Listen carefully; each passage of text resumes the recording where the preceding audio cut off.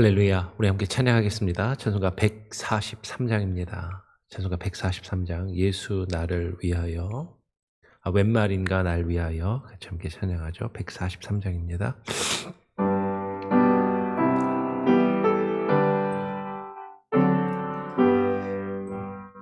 웬 말인가 날 위하여 주 돌아가셨나. 이 벌레 같은 날 위에 큰 해 받으셨나. 내 지은 죄 다 지시고 못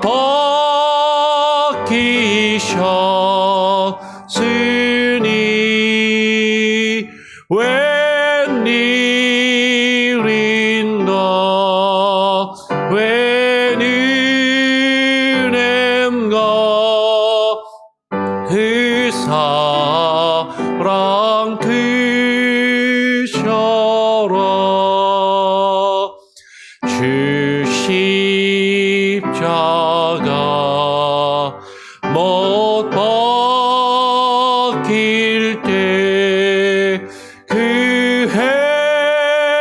해도 잃고 그 밝은 빛 가리워서 함께 되었네. 나 십자가 대할 때에 그 일이 고마워.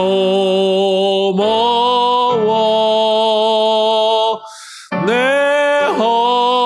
얼굴 감히 못 들고 눈물 흘리도다. 늘 울어도 눈물로서 못 갚을 줄 알아.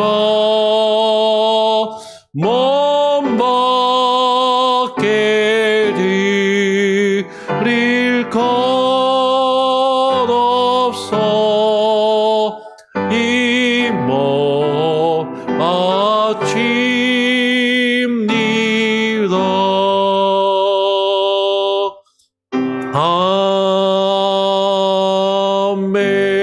아멘. 주님 감사합니다. 특별히 고난주간을 맞이하여서 고난주간 새벽기도로 또 이렇게 모여 기도하게 하시고 또 주님의 고난을 묵상할 수 있는 귀한 은혜와 시간을 허락하시니 감사합니다. 우리 성도들 바쁜 일상과 직장의 생활과 또 자녀들을 또 학교에 보내는 여러 가지 일들로 인하여서 이 시간 많은 이들이 함께 하지는 못하지만 하나님 고난주간을 맞이하여서 주님의 고난을 깊이 묵상하며 또 그것에 감사하고 우리의 삶과 우리의 믿음을 주님 앞에서 다시금 되돌아볼 수 있는 겸손한 시간을 우리에게 허락하여 주시옵소서. 이 시간에 온라인으로 또 실시간으로 함께하지 못하는 이들 이후에 함께 또 이 새벽 예배를 같이 또 나누고 묵상할 때 하나님께서 은혜를 주시고 열려있는 마음을 주시고 주님을 더욱더 우리를 위하여 십자가에 달리신 그리스도를 바라볼 수 있는 귀한 은혜를 허락하여 주시옵소서. 감사하며 거룩하신 예수 그리스도의 이름으로 기도합니다. 기도합니다. 아멘. 예. 우리가 고난주간을 맞이해서요. 2026년 올 한 해는 웨스트민스터 신앙고백을 지금 계속해서 살펴보고 있었는데, 이번 한 주간은 생명의 삶에 있는 내용을 같이 함께 고난주간 묵상 본문으로 하도록 하겠습니다. 네, 원래 오늘 함께 나눌 내용은 생명의 삶에서 월요일 본문입니다. 근데 우리가 성금요일 예배도 있고, 그리고 이제 고난주간에 대한 내용을 이제 좀 흐름이 있게 이렇게 하려다 보니까 생명의 삶으로에서는 월요일 본문 내용을 오늘 나누고, 그리고 금요일 그 내용을 성금요일 저녁에 그렇게 나눌 수 있도록 그렇게 하겠습니다. 오늘은 마태복음 26장 57절부터 68절까지의 내용을 같이 읽고 묵상하도록 하죠. 아마 개인적으로 묵상하시는 분들은 어제 이미 묵상하셨을 수 있는데, 같이 함께 다시 한번 그 내용을 살펴보도록 하겠습니다. 우리 마태복음 26장 57절부터 68절까지 약간 길지만 우리 교독으로 같이 함께 읽으면 좋겠습니다. 같이 한번 읽어보죠. 예수를 잡은 자들이 그를 끌고 대제사장 가야바에게로 가니 거기 서기관과 장로들이 모여 있더라. 베드로가 멀찍이 예수를 따라 대제사장의 집 뜰에까지 가서 그 결말을 보려고 안에 들어가 하인들과 함께 앉아 있더라. 대제사장들과 온 공회가 예수를 죽이려고 그를 칠 거짓 증거를 찾으매 거짓 증인이 많이 왔으나 얻지 못하더니 후에 두 사람이 와서 이르되 이 사람의 말이 내가 하나님의 성전을 헐고 사흘 동안에 지을 수 있다 하더라 하니 대제사장이 일어서서 예수께 묻되 아무 대답도 없느냐? 이 사람들이 너를 치는 증거가 어떠하냐 하되 예수께서 침묵하시거늘 대제사장이 이르되 내가 너로 살아계신 하나님께 맹세하게 하노니 네가 하나님의 아들 그리스도인지 우리에게 말하라. 예수께서 이르시되 내가 말하였느니라. 그러나 내가 너희에게 이르노니 이후에 인자가 권능의 우편에 앉아 있는 것과 하늘 구름을 타고 오는 것을 너희가 보리라 하시니 이에 대제사장이 자기 옷을 찢으며 이르되 그가 신성모독하는 말을 하였으니 어찌 더 증인을 요구하리요? 보라, 너희가 지금 이 신성모독하는 말을 들었도다. 너희 생각은 어떠하냐? 대답하여 이르되 그는 사형에 해당하니라 하고 이에 예수의 얼굴에 침 뱉으며 주먹으로 치고 어떤 사람은 손바닥으로 때리며 이르되 그리스도야 우리에게 선지자 노릇을 하라. 너를 친 자가 누구냐 하더라. 예, 우리가 고난주간 맞이하여서 생명의 삶을 가지고 생명의 삶 본문 내용을 가지고 예수님의 고난을 묵상합니다. 이번에는 생명의 삶의 마태복음을 가지고 예수님의 고난을 지금 묵상하게 되는데요. 오늘 본문 내용은 예수님께서 제자들과 마지막 만찬을 가지시고 겟세마네 동산에 올라가셔서 기도하시는 중에 대제사장과 그 서기관들이 보낸 사람들에 의해서 붙잡혀가지고 지금 대제사장 가야바의 앞에 가서 종교 재판을 받는 대목인 것이죠.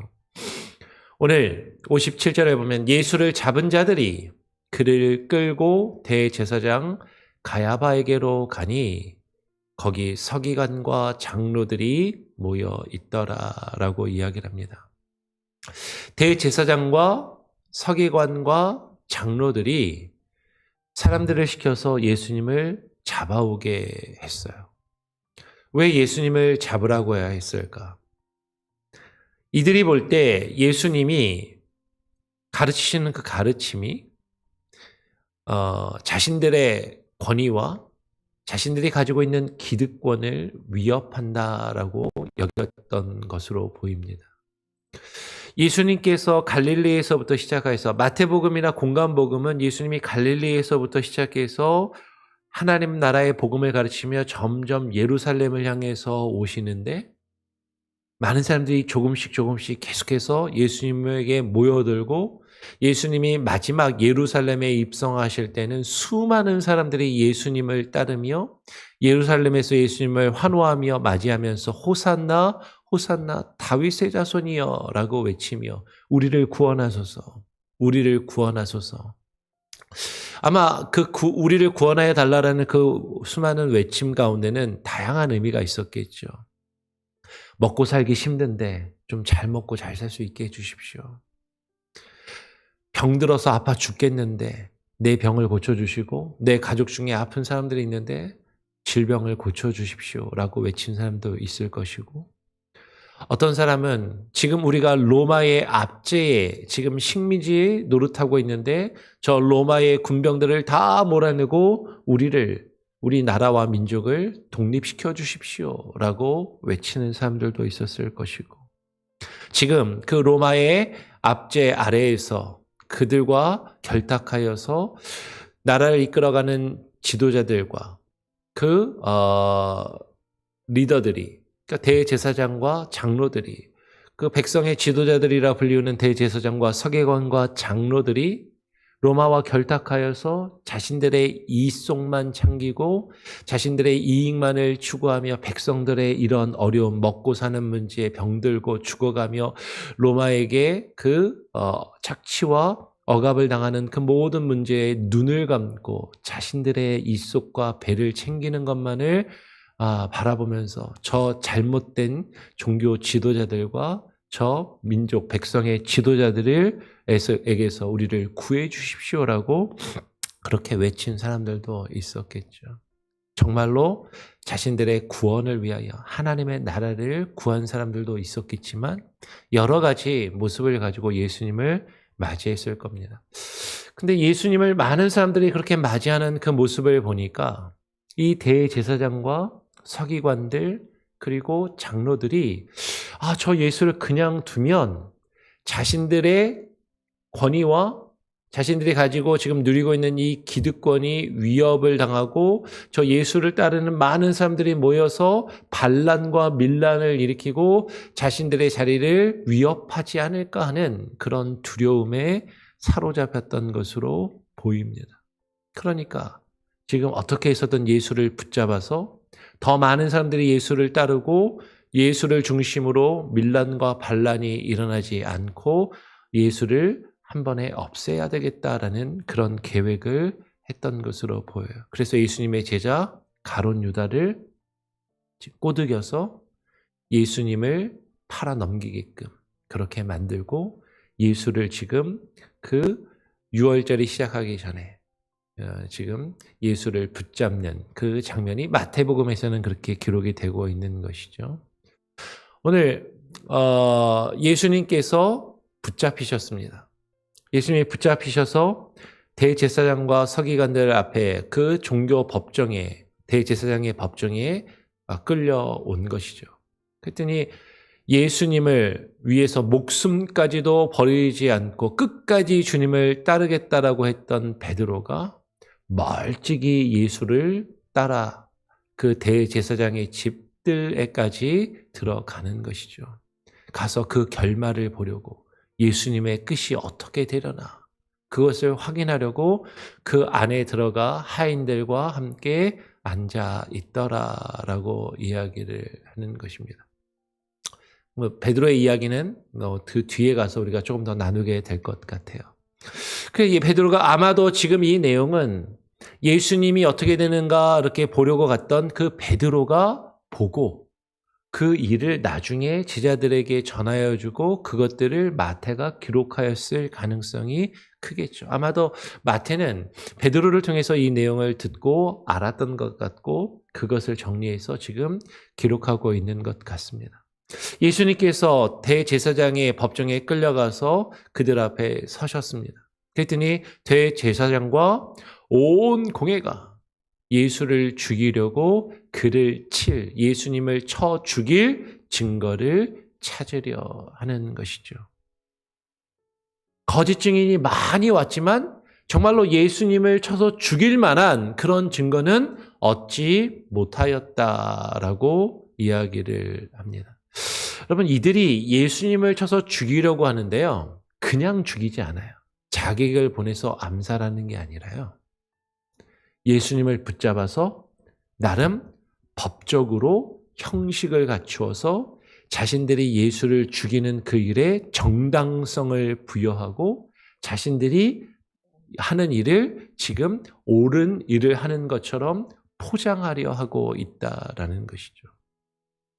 그래서 예수님을 죽일 만한 증거를 찾는데, 그러니까 예수님을 죽일 때 자신들이 예수를 그냥 죽이는 게 아니라 예수가 죽을 만해서 죽였다라는 어떤 정당성을 얻기 위해서 예수님을 쳐 죽일 그런 증거들을 찾는데 그런 증거가 잘 나오지 않더라라는 것이죠. 그런데 후에 두 사람이 왔다라고 이야기를 해요. 이 두 사람은 아마도 예수를 쳐 죽이기 위해서 대제사장과 서기관들이 그 형식을 갖추기 위해서 거짓 증언을 지금 사람 둘을 간신히 만들어낸 것으로 보입니다. 근데 이 두 사람이라는 것이 상당히 중요한 의미를 가져요.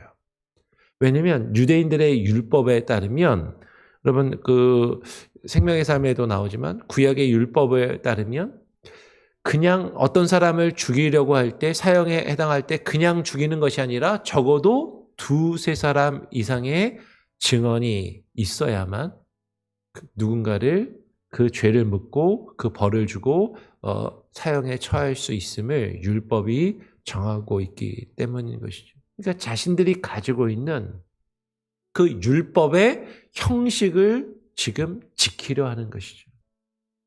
법적인 요건을 갖추고 형식을 갖추고 그것을 통하여서 자신들이 행하는 이 일에 정당성을 부여하려고 하는 그런 모습을 이들이 가지고 있다라는 것이에요. 여러분, 지금 무슨 얘기를 하냐면 예수님을 죽이고 예수님을 해하려고 하는데 그들은 자신들의 그 일을 어떻게든 옳게 보이려고, 그럴듯하게 보이려고 포장하고 있고 정당성을 부여하려는 그런 형식과 요건을 갖추려 하고 있다라는 것이죠.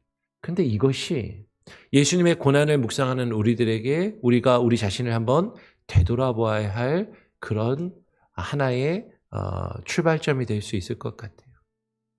우리가 주님을 배반하고 주님을 거역할 때 우리 많은 사람들은요, 내가 하는 이 일에 정당성을 부여하기 위해서 내가 알고 있는 원칙이나 법칙이나 규칙을 어떻게든 이용하여서 그 형식을 갖추고 내가 이러이러해서 이럴 수밖에 없다라고.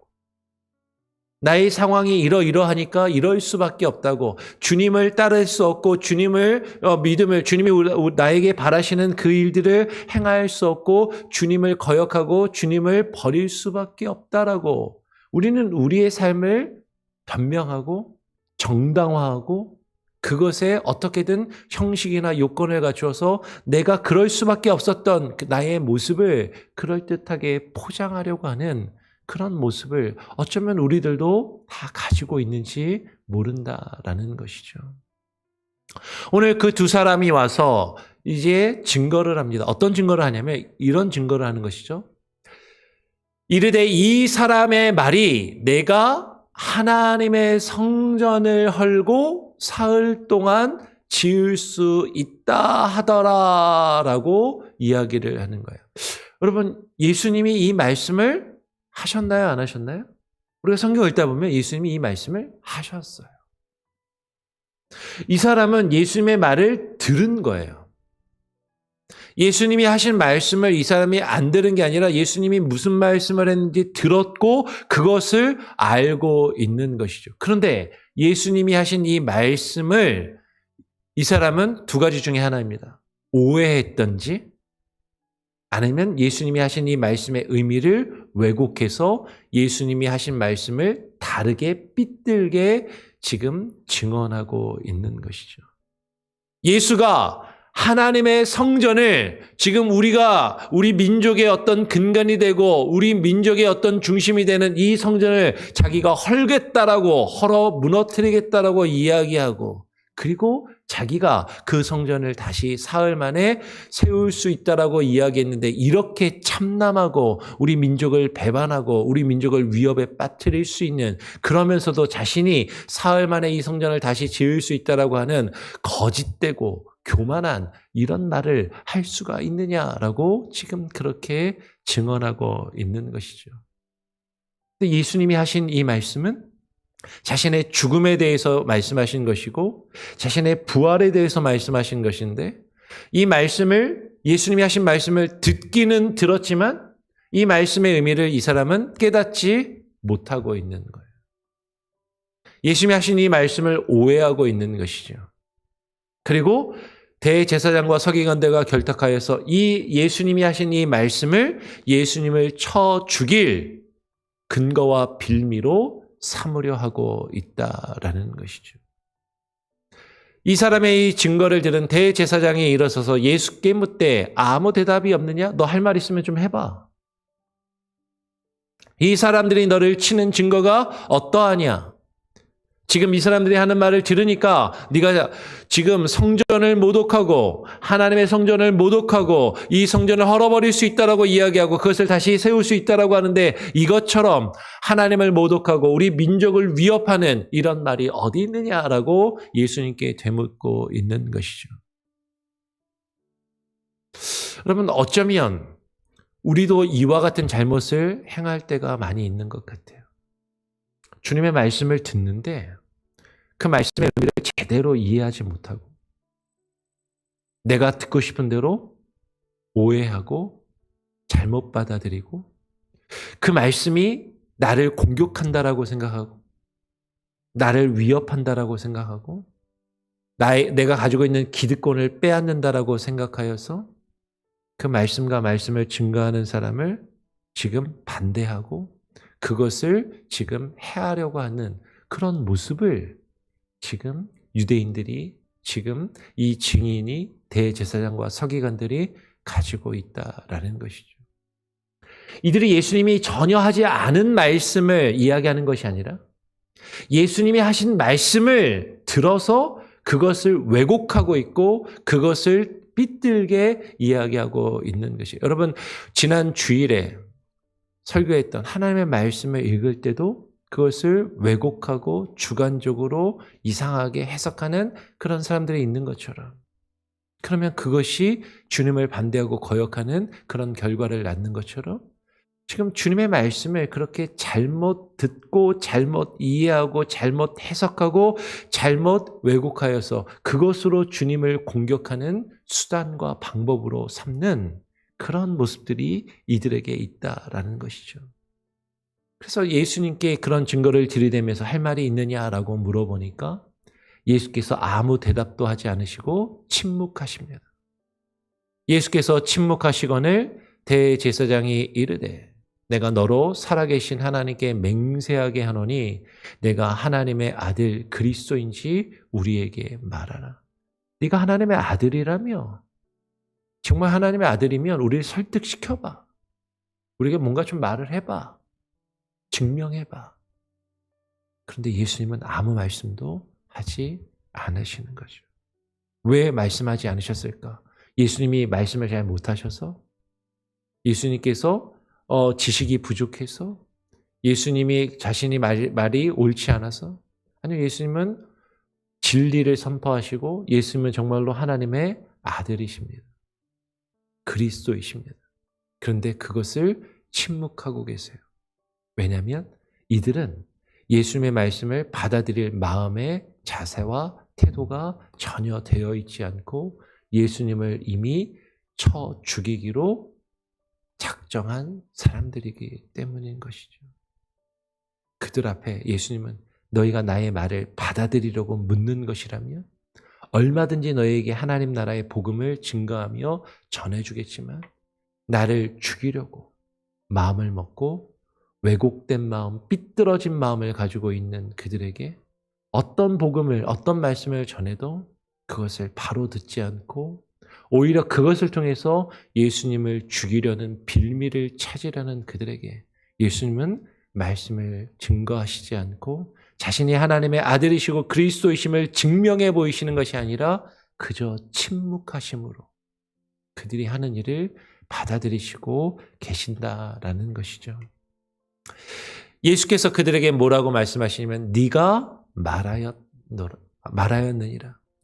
네가 하나님의 아들 그리스도냐? 네가 지금 그렇게 말하고 있구나 라고 말씀하시는 것이죠.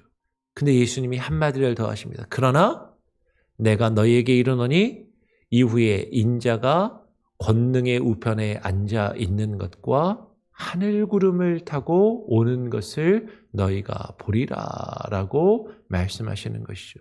여러분, 예수님이 하신 이 말씀은요, 유대인들, 율법사들, 서기관들에게는요 아주 중요한 의미로 다가왔습니다. 다니엘서 7장에 나오는 인자에 대한 환상을 떠올리는 것이죠. 다니엘의 예언에 따르면 메시아가, 그리스도가 하나님의 보내신 하나님의 사람이 인자의 모습으로 인자와 같은 이가 구름을 타고 오는 것을 다니엘이 예언했는데 그것을 예수님이 지금 말씀하고 계시는 거예요. 그러니까 인자가 권능의 우편에 앉아 있는 것, 이 권능은 하나님의 우편에 앉아 있는 것을 이야기하고 그 하나님의 우편에 앉아 있는 그 인자가 그 권능을 함께 나누고 있는 자가 구름을 타고 오는 것을 너희가 볼 것이다 라고 말씀하시는데 그게 자신이라고 말씀하시는 걸로 이들이 알아들은 거죠. 이들이 제대로 알아들은 거예요. 예수님이 정말로 하나님의 권능의 우편에 앉아 계신 분이고 그분이 예수님께서 그 하늘의 권능을 가지고 구름을 타고 오실 것을 예수님이 말씀하신 것을 그들은 알아들은 거죠. 그런데 그 말씀을 그들은 인정하려 들지 않고 그것이 하나님을 모독하는 것이라고 자신들을 위협하는 것이라고 여기면서 이들이 보인 반응은 무엇이냐면 오늘 뒤에 65절에 이에 대제사장이 자기 옷을 찢으며 이르되 그가 신성 모독하는 말을 하였으니 어찌 더 증인을 요구하리요. 보라 너희가 지금 이 신성 모독하는 말을 들었도다라고 이야기합니다. 아니 인자가 권능의 우편에 앉아있는 것과 하늘 구름을 타고 오는 것을 너희가 본다라는 이 말이 어떻게 해서 신성 모독인가? 라고 생각할 수 있는데 이들은 생각한 것이죠. 이들은 자신들의 성경의 지식을 통해서 이것이 예수님이 자신이 하나님의 권능을 함께 나누고 있는 자이고 다니엘서에 예언된 그 메시아의 모습으로 자신들이 앞에 올 것이라고 선언하고 있는 것으로 그들이 그렇게 이해했다라는 것이. 그들이 예수님 말씀을 바로 들었지만 예수님이 그분이시라는 것을 인정하려 하지 않고 그렇게 말씀하시는 예수님이 하나님 자신들이 믿는 하나님을 모욕하는 신성 모독을 범하고 있다라고 지금 간주하면서 그것을 빌미 삼아 예수님을 죽이려 하고 있다라는 것이죠. 그러면서 이 대제사장이 사람들에게 물어봅니다. 너희 생각은 어떠하냐? 너희 생각은 어떠하냐? 대답하여 이르되 그는 사형에 해당하니라 라고 많은 사람들이 대답하는 것이죠. 그럼 여기서 우리는 또 하나의 모습을 보게 돼요. 많은 사람들이 자신이 하는 일의 정당성을 얻기 위해서 내가 가지고 있는 생각을 다른 사람들에게 동의를 구하는 거죠. 그리고 사람들의 사람들이 거기에 동조하기를 요구하고 있고 많은 사람들이 그에 동조하는 그 일을 통해서 내가 생각하고 판단하고 결정하고 하고자 하는 그 일에 옳음을 정당성을 부여받으려 한다라는 것이죠. 지금 대제사장은 자신이 예수님을 죽이려고 하는 그 일에 사람들이 동조하기를 구하고 있고 사람들의 생각을 지금 끌어모으는 것이죠. 그것이 옳지 않음에도 어쩌면 우리도 옳지 않은 그것으로 그 판단으로 내가 나의 가진 기득권과 내가 가지고 있는 나의 이익을 지키기 위해서 주님을 거역하고 주님을 배반하는데 형식과 요건을 갖추고 종교적인 외형을 갖추고 많은 사람들에게서 그 동의를 구하고 내가 알고 있는 알량한 성경 지식을 가지고 그것을 가지고 판단하고 그것을 가지고 다른 말씀을 바른 말씀을 증거하는 그것을 공격하는 모습을 가지고 있다라는 것이. 그러면서 그들이 어떻게 해요? 이에 예수의 얼굴에 침뱉으며 주먹으로 치고 어떤 사람은 손바닥으로 때리며 이르되 그리스도야 우리에게 선지자 노릇을 하라 너희를 친 자가 누구냐라고 묻고 있는 것이죠.